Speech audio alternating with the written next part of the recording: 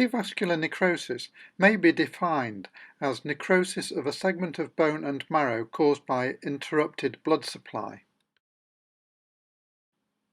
Alternative terms for avascular necrosis include AVN, osteonecrosis, aseptic necrosis, and ischemic bone necrosis. A couple of other terms are specific types of avascular necrosis that occur in childhood, and these are osgood-schlatter disease affecting the tibial tuberosity and legg-calve-perthes disease that affects the upper femoral epiphysis. Sites that are particularly at risk of avascular necrosis are the epiphyses or the ends of long bones, particularly the femur and humerus, and clinically important sites are the femoral head and the scaphoid. This is an X-ray showing avascular necrosis of the femoral head. There are a number of mechanisms causing avascular necrosis. The commonest is fractures, particularly of the femoral head. Another traumatic cause is dislocations, arterial occlusion due to thrombosis and emboli, and injury to arterial walls, and also venous outflow occlusion may all cause avascular necrosis.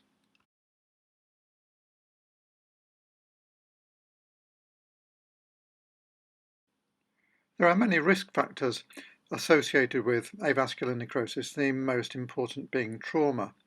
Others include corticosteroids, pregnancy, tumours, bisphosphonates, sickle cell disease, Gaucher disease, diving where the diver experiences the bends causing air embolism, radiotherapy, alcohol abuse, connective tissue diseases such as SLE, organ transplants, HIV and pancreatitis. The underlying mechanism will vary depending on the specific risk factor.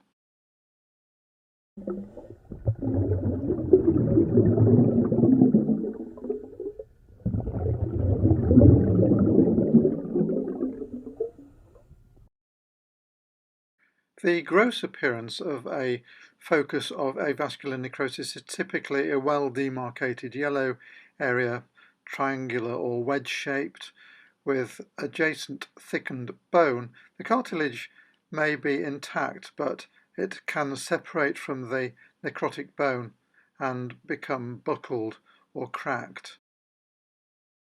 And here is the typical gross appearance of avascular necrosis, and that is the yellow, well-demarcated area just beneath the cartilage. Histologically, there are many features you see in avascular necrosis.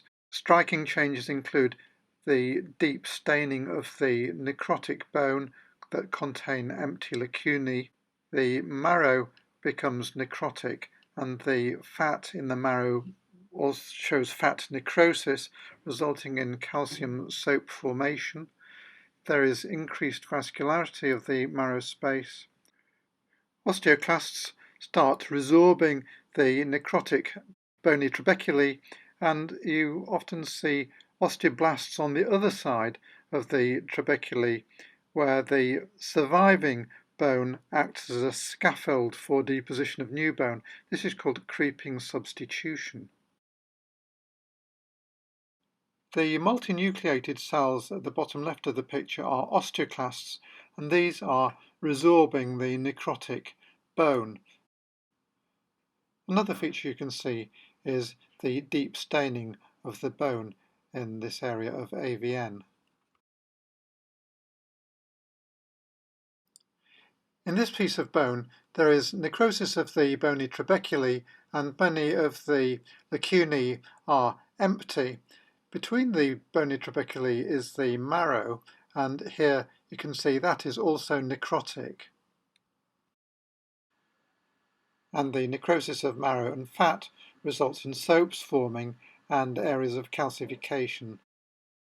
And part of the repair process in avascular necrosis is revascularization of the marrow, and you can see how vascular the marrow has become in this area. This is an area of creeping substitution where the underlying surviving lamellar bone forms a scaffold for the new woven bone to be laid down upon.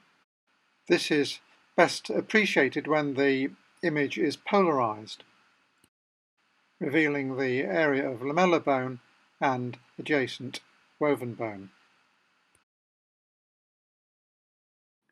Complications of avascular necrosis include collapse of bone and osteoarthritis when the affected area is juxta-articular. In fact, 10% of joint replacements are due to complications of avascular necrosis. It should be pointed out, however, if the avascular necrosis occurs in the medulla of the bone away from the joint, then there may be no complications as a result.